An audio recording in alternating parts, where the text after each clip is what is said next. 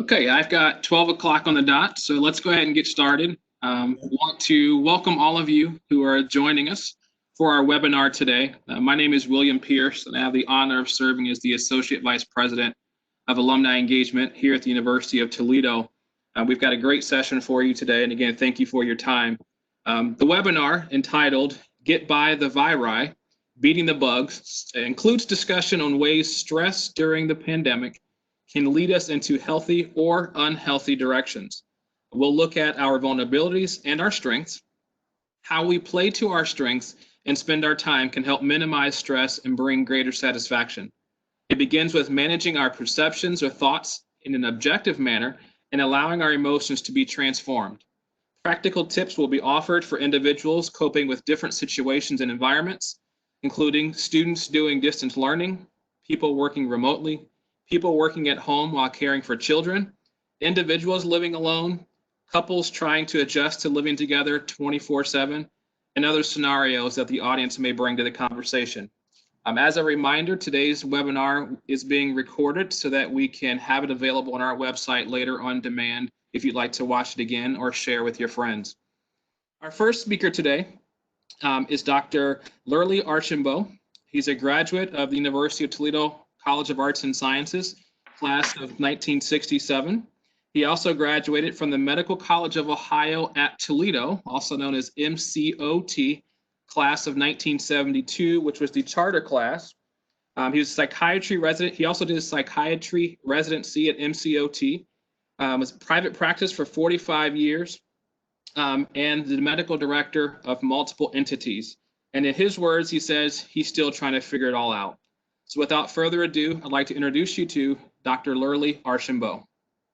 Good morning. It's a real privilege and honor to be with you. Those numbers give away how long I've been deeply rooted in the University of Toledo and how long it's been an important part of my life.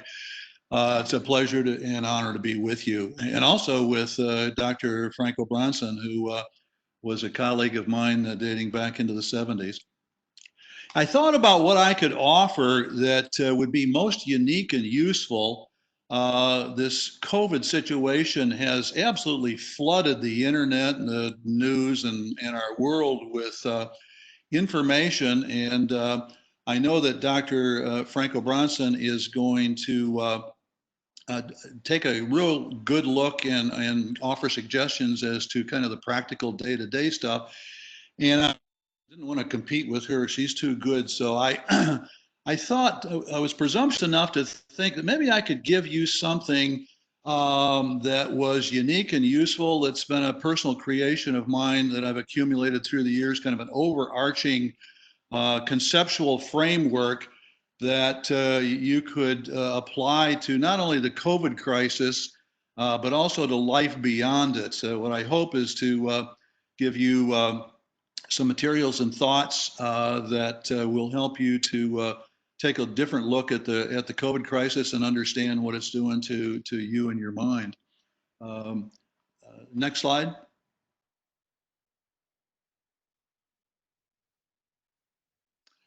What you're looking at is a collection of words that represent human experiences. I begin my presentation on this material by showing the crowd as they're kind of accumulating in the room this list of critically important basic human experiences.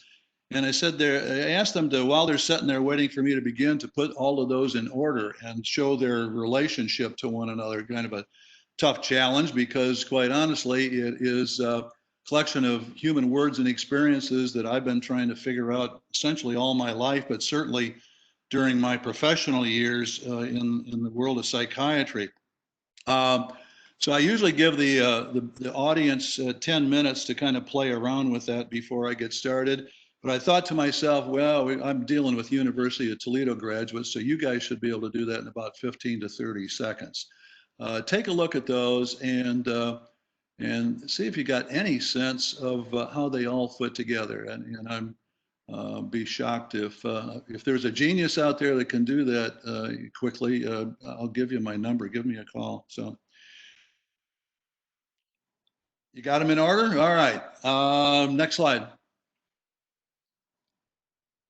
Well, while I was trying to get those all in order and put the equation together of how life works and how the experiences of being human work, this New Yorker cartoon I found years ago, and it sure has stuck with me. And that's what you stumble into when you're trying to understand this. Sometimes you just get to a point where you say, well, I don't know, it's just a miracle. So what I developed was a conceptual system that I ended up calling the alpha pathway. I'll reference that as we go through today's lecture.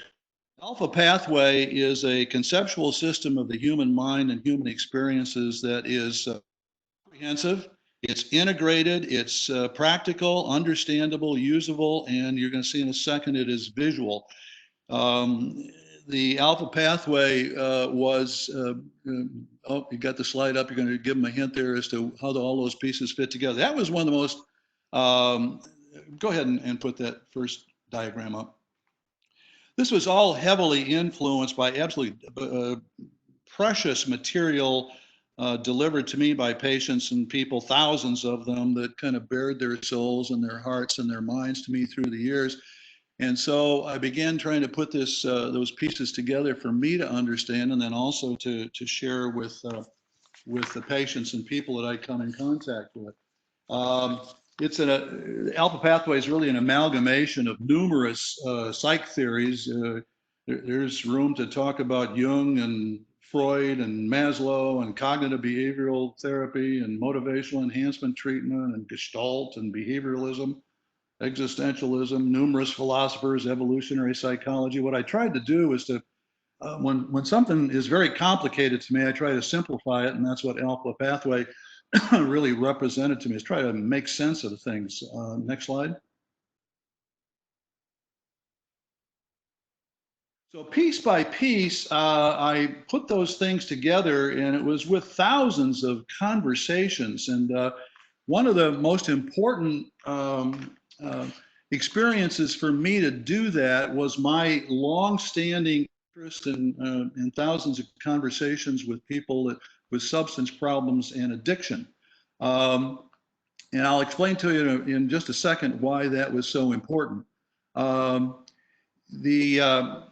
I want you to notice immediately that the alpha pathway fundamentally is kind of a figure-8 design. It's not a straight line of getting from one spot and understanding all the intervening places to the next spot. It is a figure-8, and I'm going to try to explain that and leave you with some understanding as to how that works. The value, Sam, I'm not getting that pointer the way that I wanted to have it. Ah, there it is. The value of utilizing the human experience of substance abuse was that we could start at kind of a place and then work from it. Substance abuse is sometimes frequently measured by the action of use or non-use. So I'm going to put together very quickly for you kind of how this fell together. It was, again, not one person telling me the story. So we paid attention to the action and what human actions are in substance abuse. It had to do with either use or non-use. So I'd ask the person, well, how did you begin to not use anymore? They would tell me that, well, just a matter of kind of willpower. I took self-control and changed my actions. Well, I was playing Socrates a little bit, and I said, well, where'd the self-control come from? And the story in some fashion will always say, well, I made a decision to stop. I had some choices and I made a decision. Now, the next question obviously is, well, what energized that decision? What was the force that made that decision happen? Well, I got motivated. And I said, well, that's wonderful. You obviously need the energy to make a decision and will and action. Where'd the motivation come from? Well, I just wanted something differently for myself. I wanted my life to change. I just kind of desired things to be differently. And keep following me backwards here. Well, where'd the desire come from? Well, it was kind of a combination. I started thinking about things differently, and I started feeling differently about things. Whereas before, it was almost instinctual. My instinct would just take me to the action of drinking. Well, the next obvious question is, where those emotions and where did those thoughts come from? Well, I just began to see things differently, and they began to talk about perception. And I want to underscore the importance of that as we continue to look at this thing.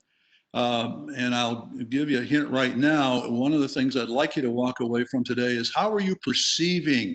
How are you perceiving the COVID crisis? How you perceive the COVID crisis, and I would generalize further, how you perceive any situation in your life is a critical precedent to what you feel, what you think, and all that follows after that. If there's a miracle to the situation, back to my cartoon, that you just kind of get lost in understanding is, well, where'd that different perception come from? It was, I don't know, just like I was aware of things differently. Let me go back up to the top and I'll close that upper circle. Any action that we take, I call it the movie theater effect. The action that we take alters our internal environment and our brain mind and also our external environment. I call it the movie theater effect. The analogy that I use for people is if depending on which choice you make and which action, which theater you walk into at a Cineplex, for the next couple hours, you're going to put yourself in an environment that's going to have a direct impact on your awareness, what you're perceiving the next couple hours, and that's going to change dramatically as to whether you are in the theater with the horror film or the love story or the comedy or whatever it might be. So we are constantly willing actions that alter our internal and external environment that then gets absorbed into our perception. Now I want to take a quick look at the bottom of the alpha pathway. So I kind of said, well, tell me more about how your perception changed and how your motivation changed. And the story that the line that was most frequent was I began to think more positive about the change, about recovery, and about the changes I could make. I began to have hope that there was some kind of positive future, a different, more positive future. Well, where'd the hope come from? Well, it came from, I guess I just got smarter, got some information, knowledge. Frequently they'd talk about AA meetings or wherever it might come from. But I just got wiser. And I would ask them, well, what allowed that wisdom to take place? I started to respect myself further. My self-esteem grew. And I began to feel like I was achieving things. I could achieve wisdom. I was capable of achievement. What influenced your self-esteem most importantly? Well, what influenced my self-esteem was my connection with other human beings, the other people at AA or a good teacher or a sponsor or friends or whatever it might be.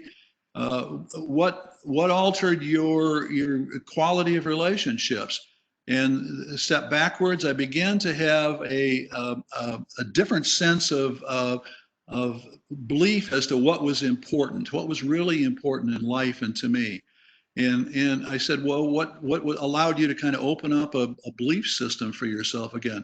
I just began to be able to love things again. Was able to love and connect with things again. And what opened that up is, again, part of that awareness that began with that kind of miracle change for reasons that can remain mysterious. Next slide, please.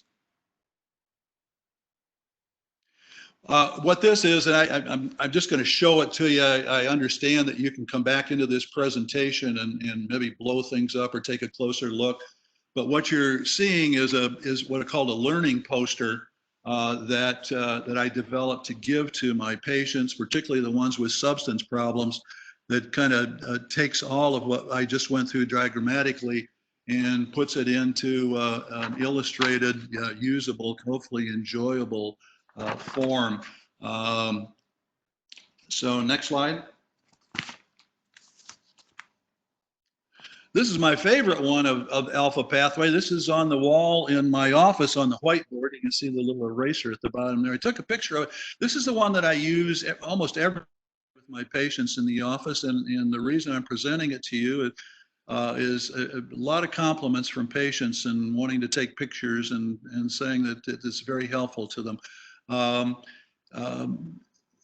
I think I've talked about most of the things briefly already. You can see kind of the emotions gauges up here. This is my favorite down at the bottom where my daughter was in one time a few years ago, and I can't erase that. But a point I'm going to make sure that you see here is, well, there's several points. Let me go through them. These are kind of maybe the takeaway that are the key pieces at this point in time. Realize that perception is instantaneous information interpretation. If we're aware, if we're existing, we are taking in information and processing it, interpreting it every second. Perception gives instantaneous meaning to our moment. Very frequently, people experience this as intuition. And the way that perceptions work, you can see some words that perception runs through filters of what are our needs, what are our past experiences, memories, values, beliefs, assumptions, and expectations. And it's miraculous how our brain in an instant will take an awareness from the external and run it through that process right there, and will come out with some interpretation that then emanates into thought and emotions. The other thing I want you to take a note of here is in where psychotherapy spends a lot of time in counseling, and but people can do this themselves. And I would suggest to you that with the COVID situation, one of the things to think about and pay attention to is how our thought process can alter our perceptions. It can use insight and reflection and reframing and cognitive reappraisal and redefining and resolving and critical reality testing, all of those phenomena that we're capable of thinking up in our cortex, and we can go back in and adjust or inaccurate perceptions or even accurate perceptions to lead to a different set of emotions. What else do I want you to take? We've talked about the miracle of awareness. So repeating myself one more time, perception, I would challenge you. How are you perceiving this crisis? What does it mean to you? How is it affecting your needs? What does it look like in terms of your past experiences, memory, what you value, what you believe, what your assumptions and expectations are? Next slide.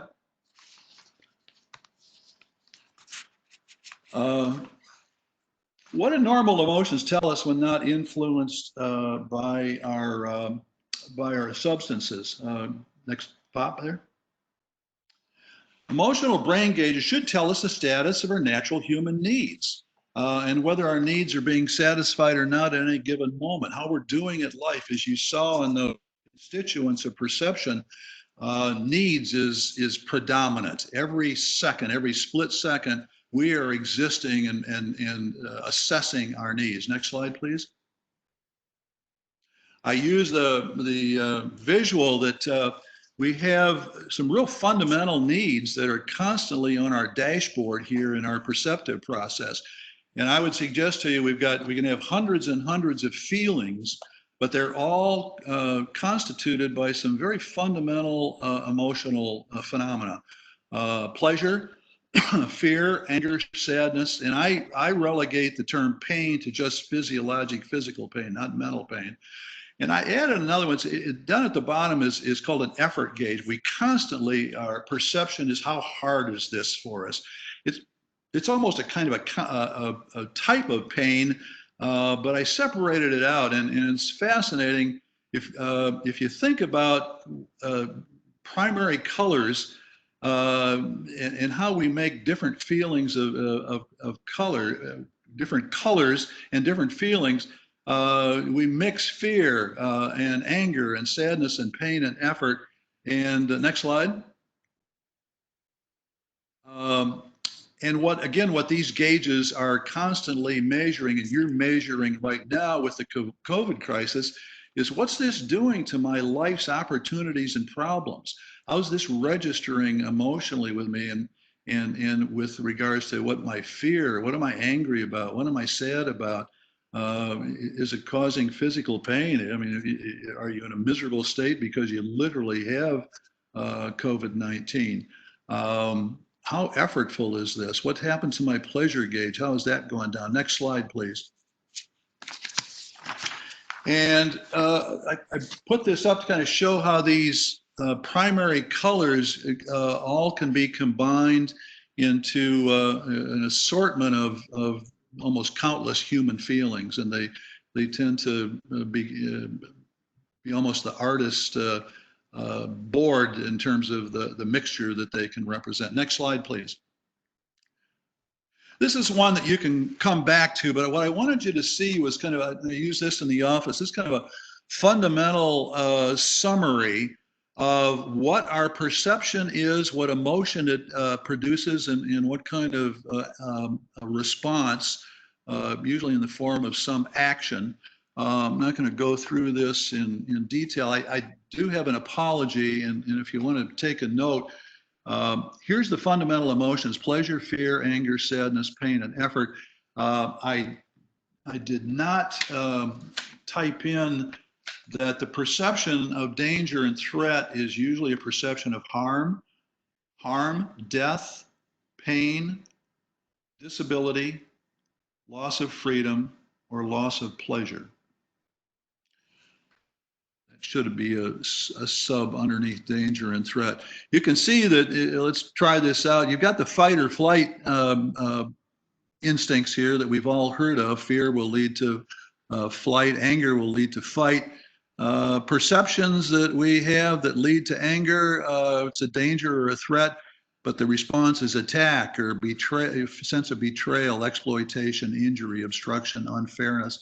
Think of how all of those might be stimulated by what's going on in the COVID situation. Sadness, anytime that you're feeling sad, any session that I ever have with a patient, when they're talking about sadness, I really try to focus what's the loss, or what's the loss that you're feeling, or a past loss. So I kind of added a little poetry. I've got fight or flight, and sadness is kind of sit tight and make it right. So next slide, please.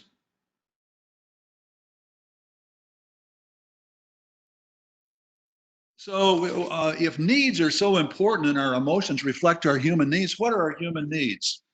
Next slide.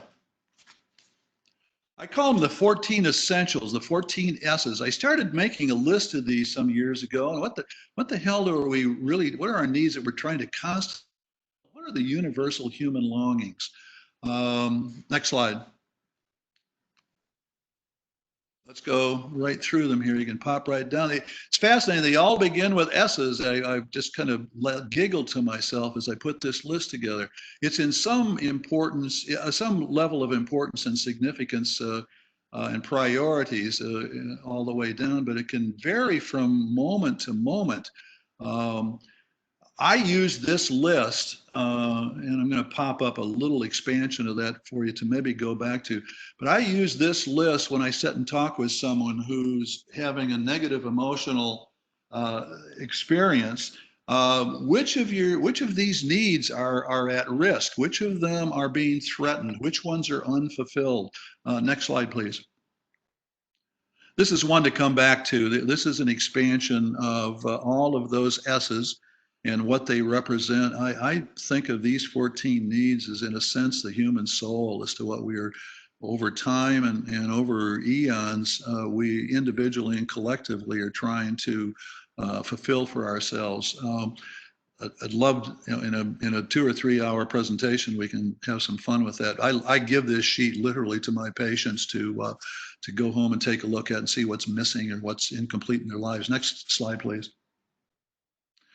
If you think of those needs as voids in your life that need to be fulfilled and to give a sense of full self, if those are in voids, you can see the emptiness and the sharp points to the sense of self. Next slide, please. here's the self, and if you're able to exhibit freedom to fulfill those needs, you can start to fill them, and the voids become less prominent. And I want somebody to, at some point in time, to do an animation of that and show how second by second which need we are most in pursuing and demanding most attention of it will vary literally from second to second, minute to minute, time to time. Now think about those needs and how those are altered at this point in time due to this very strange virus crisis that we're in. Next slide, please. This is an interesting thought to finish up with these visuals on. We all kind of have in our minds that ideally, if all of those needs were satisfied, if we had no sense of needs, it's perfection, it's the perfect. And some people would say, you know what, you're talking heaven there, and wholeness, the wholeness and completeness of heaven. Next slide.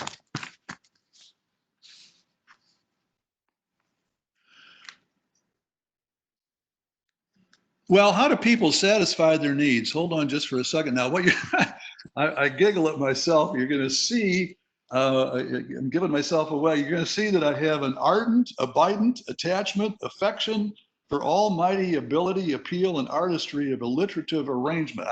So I started to say, well, how do we satisfy our needs? And you pop the list up here. You go ahead to the next pop. We satisfy, well, back up there. I just wanted to show it. We satisfy our needs by achieving and attaining our desires. And I start making a list of our desires, and I start ending up with a list of P's. So there's my alliterative addiction. Next slide, please. These are the fundamental human desires. Think about how your desires at this point are being altered by the crisis, or at any point in your life. Again, here's the P's. Your primary partner, we need people, we need a sense of purpose, we need passion, we desire productivity, we desire play, we desire power, position, place, possession, and prayer. And what I would make note on that is when we are able to fulfill those effectively, we call it mental health and resilience when we can fulfill our desires. Next slide, please. Oh, one last point about our desires. I want you to give some thought to how very personal and variable these can be from person to person for you or your partner or whoever else you're dealing with. Think about what different people desire in a partner, what purpose means to people, what they desire as a purpose. Do you just want to, is your purpose to avoid work, or is your purpose to win a Nobel Prize? Place, think about the variation in place. Do you desire a trailer, or you desire a $3 million mansion? Possessions, think about the variation, what we can desire for that. It varies from minimal to unbridled. So again, the pursuit of desires is really impacted by the crisis here. Next slide. See how I'm doing time-wise here. So how do people attain their 10 Ps? This is resilience. Go ahead. We use a healthy brain mind. I combine that term. I don't like to separate them. I think it's brain mind captures both of them together. It's capable of correct perceptions, clear thinking, accurate emotions, proper decisions, and effective action to obtain our desires, fulfill our needs. Once again, I'll ask you to see what's happened with all of those phenomena in your life as a result of the changes with the external environment, the COVID environment. Next slide. So we're back at that. I want you to take a quick look at it and see if it starts to look a little bit different to you. Again, perceptions to emotions to desires, and remember that desires are out of desires becomes motivation, the energy then to enter your look at your choices, make your decisions, exert self-control and will in action. So next slide. Let's take a look at the bottom half of that figure 8.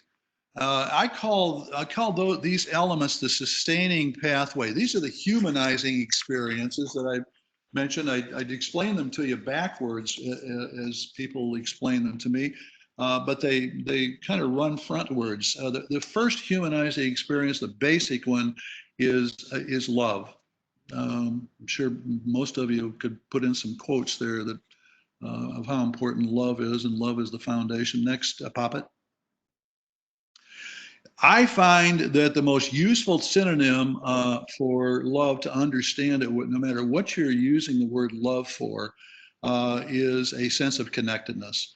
It is our nature to connect with things about us. It's true for all living things, but especially humans, to experience a sense of connectedness.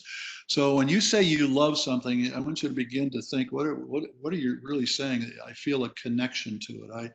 Whether I'm standing on top of a ski mountain in Colorado and I look out and I just say, I love those mountains, I feel connected. Or I look at my kids or my grandkids or friends, or the steak on the platter, there's a sense of connectedness.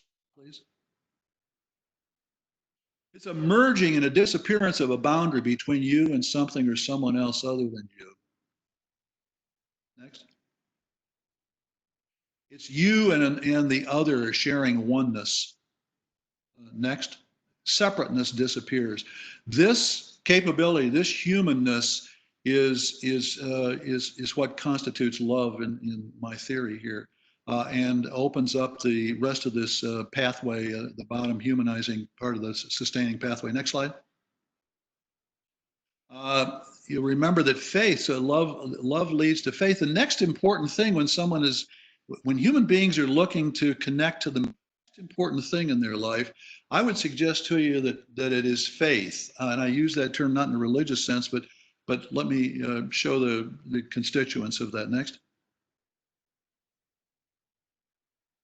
I think human beings fundamentally seek connectedness to a central belief system. That central belief system answers the questions. Next. What is? Next. What's it all about? How does it work? Who am I? How do I fit into all of this? What's my worth? People will fight and kill others to protect their belief system.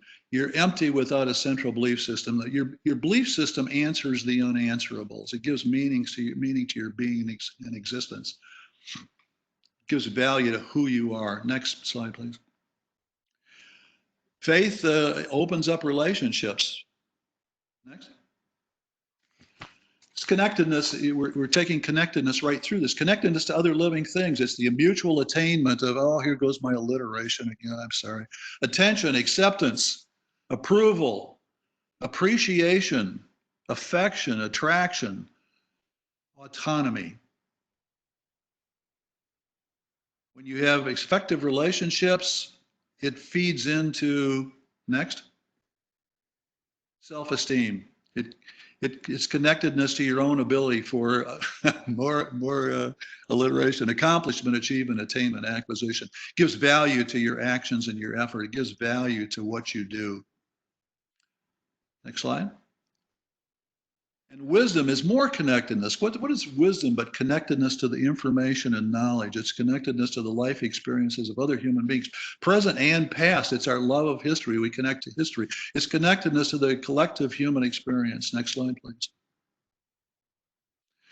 And what all of those cascade into, all of that other connectedness cascades into, is a sense of hope. If you can put those prior pieces of connectedness in place, out of that emanates a connectedness to a positive future. It's a cumulative impact of love, faith, relationships, self-esteem, and wisdom on your human experience. It carries the sustaining passage back into that mind cycle. And next.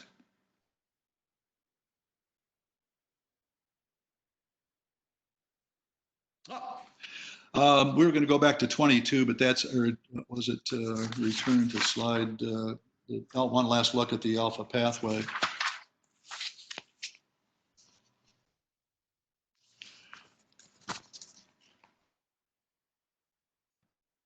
What I want to leave you with is to maybe reference that alpha pathway and to understand your and others' reaction, the impact of COVID-19 and any threat upon us. What's called for, and to best adapt, you need to understand your perceptions, your emotions, and what your needs are, how those are being influenced, and what actions are called for. So I hope I've left you with I just gave you a 3-hour lecture in about 20 minutes or so. I hope it didn't go over too far. But I understood that you're all University of Toledo graduates, so I knew that I could cram a 3-hour lecture into about 20 minutes. I'm going to hand this over now to my friend, Dr. Kathleen Franco-Bronson, who is going to put all of this in more practical usefulness for you, and maybe she can reference some of this material. A lot of it is psychiatric, and carry on. So, thank you, Dr. Archambault. So what you've heard was the conceptual side of this conversation, and now we'll hear the practical side. Our speaker for the next segment is Dr. Kathleen Franco-Bronson, who is a graduate of the University of Toledo College of Medicine in class of 75. She completed her residency in 1979. She's a emeritus professor of medicine and psychiatry at Case Western Reserve University, a consultant at the Cleveland Clinic, and immediate past associate dean of admissions and student affairs at the Cleveland Clinic Lerner College of Medicine. Please join me in welcoming Dr. Franco-Bronson. Thank you, Bill. I want to express my appreciation to Kim, Samantha, and Bill, and all the participants who have tuned in to be with us today. This is a favorite saying of Dr. Ed Shea: when the wind changes directions, adjust your sails. This was a big change for all of us in COVID-19. So many changes all at once, absolutely frightening uncertainties, and really testing our skills. So maybe once we started into that, things slowed down, but then it seemed like, were we ever going to get out of it? And that was in itself a change. On the next slide, you'll see that one size doesn't fit all, not in the least tiny bit. Let's think about all the differences: the couples, the singles, the students, those working from home, those trying to have 2 people working from home, or 2 people with kids, and some being in school and you need to kind of help them, or the little tiny ones that can't do anything for themselves. On the next page, you'll see that there are a lot of tough decisions and challenges to make. But I'm going to start with students or singles working from home. If you're a student, just remember your work is your study. So how do we begin this? We have to individually be our own manager. We create our schedule, and that means how best do we fit into what we know? Because now in this change period, we need a transition. Going to bed, getting up in the morning, healthy food on a regular schedule, exercise, limiting alcohol. Where are we going to work? What's our new office? Is it our kitchen table? Is it a desk? It should probably not be your bed or the couch. Those are only going to get you into trouble. So how are we going to organize our day? We know that depression is often set off by people who delay going to bed, staying up really late at night, and this is so easy when you're by yourself, and then getting up late the next day. We don't want to do that. We want to try to set a schedule as close to our normal back in February as we can. We want to look at tasks and activities to complete. This for me was probably an outstanding part of getting me through each day and helping bring meaning to that day. What are the things that I know I'm going to contribute today, and I can talk more about that later. Virtual social togetherness. We've heard all about social distancing, but social togetherness through Zoom, through phone calls, through letters, many, many different ways. And then you will see expression of gratitude at the bottom of each of these. Why? There's a little part of our brain called the anterior cingulate. It's one of my favorite parts of the brain. And it connects the prefrontal thinking thoughts back to the limbic system emotions and how we feel. It's a great little part if you can turn it in the right direction. Gratitude, thinking of gratitude, what makes you grateful and appreciative will light up your brain if we put you in an MRI. And the person will say they are experiencing happiness. So I can turn this on with my own thoughts of gratitude. And on our next slide. Hey, Kathleen, as I go to the next slide, it sounds like you have a little bit of feedback on your end. Can you hear me okay? I can hear you, but I don't know how to turn off that. Let me get you to your next slide here. Do you have another device open, or is it just your laptop? I don't iPad. have another device open, but we were trying with several different things. So David by the door. If you want to try turning the volume down just a little bit on the iPad, or that might help just a little bit, but you're good with the next slide. Okay. How was that?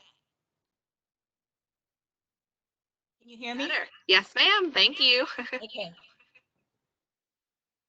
So I think parents working from home really have a tremendous amount, maybe double or triple the challenges that another individual might have. Not that we all don't have challenges, but when you're a parent, you are responsible for little ones. You're responsible for their well-being.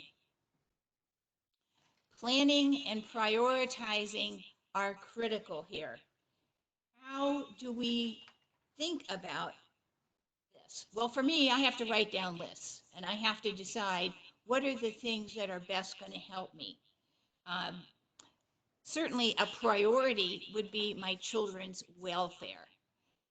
And in order to take care of children and not feel angry, you also have to be gentle with yourself. So like the airline that says, put on your oxygen mask and then help the little one beside you. So being gentle with yourself will help you be gentle with them.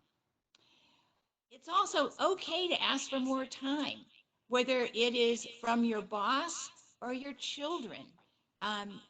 You can't do everything at once. Trying to do what you can do well enough, that's the goal. Perfection is not possible at this time. It is being as positive as you can be with yourself and your children. Get help if that's available and affordable.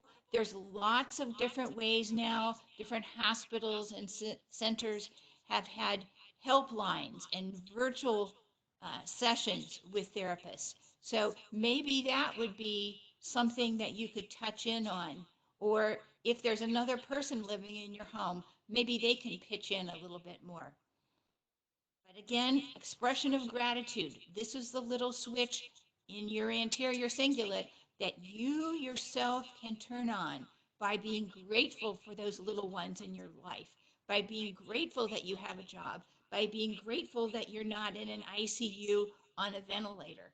We really all do have those things to be grateful for. On the next page, this is a little joke. You know, these are couples now. There are stresses and strains to living with another person. It can be great because you can have help, and then it can be a little thorny at times because tiny little things will get on your nerves. You know, my husband will joke about if he wants to come close to me, he better have a bath and shave. So, you know, on the next slide, we'll look again at couples working from home. Negotiate a schedule and a routine. For us, it was going to bed at a set time, getting up at a set time, making sure that we respected each other's work. If one is on a Zoom meeting, then the other one will try to be supportive and helpful in whatever ways is needed.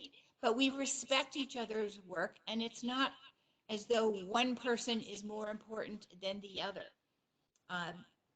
We also agree on division of chores. And one of the things that's worked better for us is helping the other one. So if he's out in the yard, I'm going to go out and he can direct my work, but I'm going to be out there with him doing things. If I'm mopping floors and he's off his Zoom, he may help with the sweeping. It's a little different than it used to be, but I think we both appreciate the other one pitching in and actually enjoy it more doing it together. Self-care. This is very important. What do you need? I need periods of time when I can do deep breathing and reduce my anxiety, like I did this morning when I couldn't get on the WebEx. And it works really well. Self-care also comes in healthy eating. We try new recipes. That's been a lot of fun. We go for a 3 to 5 mile walk every day. That's taking care of us. David would say that we're possibly in better shape now than we have been in the past. But again, that expression of gratitude every day, multiple times, think about what you can be grateful for. You know, is it that a lot of people wish they were in a relationship and they're not? Many people wish they had a partner to do these things. For our retiree at home, on the next page, we need to make sure we have a mission. We need meaning in our life. All of us do, not just someone who is not back in the office now. We all need a routine. What are your daily goals? What can you do to help? One of the things that I am very happy about is when I take my walks and I see all these thank yous to the healthcare providers. I did myself some cards, maybe 50 or 70 of these cards, and sent them to different healthcare providers that I know. And I've gotten back some amazing responses from a few that are just touching about what it meant to them. So each of us can say thank you to people who are out there on the front line. Consider your strengths. What do you do well? I love to bake cookies, so I bake cookies for my neighbors and muffins and distribute them all around. Then I get little notes of gratitude from others, which make me happy and want to do it again. Reaching out with FaceTime and phone calls to people who are by themselves, things to do. And I know that if you do that, it will come back to you tenfold. It's just awesome what happens. Sleeping, eating, exercising, as we've talked about in past slides, and limiting alcohol, all of these are critical. Expression of gratitude. I'm grateful that I'm not in the ICU. I've had a friend whose mom died, her dad is on a ventilator, her uncle died. You know, how tragic, how grateful can I be? On the next, you'll see something that actually I heard from the clergy in South Africa. Because of their history, they're not saying social distancing because it feels uncomfortable to them. It feels like they're going backwards. They say physical distancing, but social togetherness. And I think that's where we need to be thinking about this, whether it's 3 months or longer. Physical distancing, yes, that's important to keep us all healthy, but social togetherness, we don't have to give that up. And surprise, my last one, again, is gratitude. It's not happiness that brings us gratitude, it's gratitude that brings us happiness. So appreciative inquiry is building on your strengths, finding what you do well, and then sharing that with the world, teaching others what you've learned, what you've experienced, learning new skills from your kids. I had never heard of Zoom until this happened. And now we Zoom multiple times a week. We're always doing things electronically. Didn't think I would ever be in that bucket. Mindfulness, someone had sent in a great question about anxiety. And anxiety is something that we can control through another part of our neurological system. We have a little part in the brainstem called the locus ceruleus. And the locus ceruleus allows us to modulate sympathetic, that fight or flight, scared, angry, intensity kind of aspect that Lurley talked about, and our parasympathetic, which is the calming aspects. So now we have the ability to understand the locus ceruleus and controlling that through the pH of the blood. So if I take in a very deep breath and I allow the exhale to be very slow, and I continue to do that and focus on my breath and allow the exhale to be very slow, this is a form of mindfulness. You can do this with meditation, but you can do it just with the breathing alone. Very slow inhale, very slow exhale. As you blow off that carbon dioxide and as it changes the pH of your blood, you'll find that the parasympathetic nervous system comes back online. That calming part that helps us with our blood pressure, with our heart rate, with our anxiety, stomach, all kinds of wonderful things. It's a great, the vagal nerve is a great part of our anatomy. Maybe 5 minutes, if you're just starting this, 5 minutes in the morning, 5 minutes in the midday, and 5 minutes in the evening, all extremely helpful. Some people call it breathing therapy. Don't be fooled to think that it's nonsense. It changes the pH of your blood. It actually makes a change in your nervous system that allows that anxiety to diminish. Part of mindfulness is being non-judgmental, just experiencing what you have, what is in front of you. Yes, there's a pandemic. No, it doesn't mean it's going to go on forever. What would you tell a very close friend that said, this is terrible, life will never be the same? I would say, well, you're my good friend, and I appreciate that you're feeling that way, but I'm not sure that we have any evidence that life could never have any of the aspects of what we knew before. It may make more sense to wait and see what comes along rather than anticipating all the negative. One of the questions that was asked was about a pessimist and seeing the glass half empty and only sees the negativity. I tend to say, well, let's stand back. What evidence and what proof do we have for that? Can I look outside and see my world just devastated? No, I can imagine it that way. But if I look outside my window and see nature, there's still some very good parts of life. Maybe those good parts of life is that I have a sibling that I love and care about.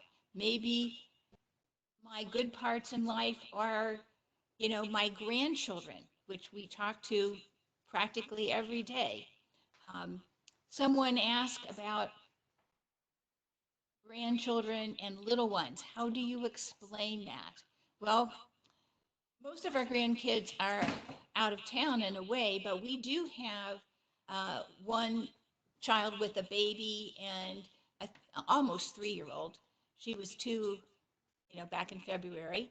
And we talked to her about how you can help people at this point in time by not reaching out because we don't know about this COVID sickness. It's something that we can't see and we don't know if it's there. And we just have to trust that we're helping people by not touching them right now.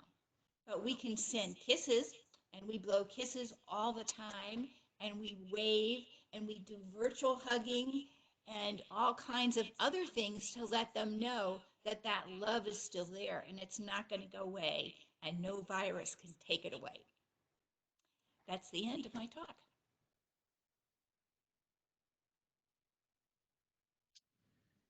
Thank you. Can everyone hear me okay? So on behalf of the University of Toledo Alumni Association, I want to thank all of you for attending today's webinar. A special thank you to Dr. Archambault and Dr. Franco Bronson for presenting on today's information. It was very enlightening and we certainly appreciate you taking time out of your day to join us. As a friendly reminder, today's presentation was recorded and it will be available on demand within the next few days.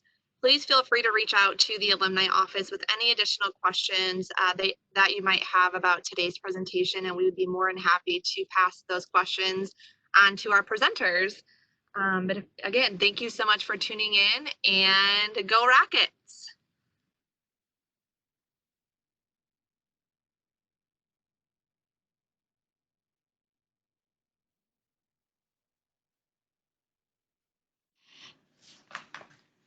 Are we still together?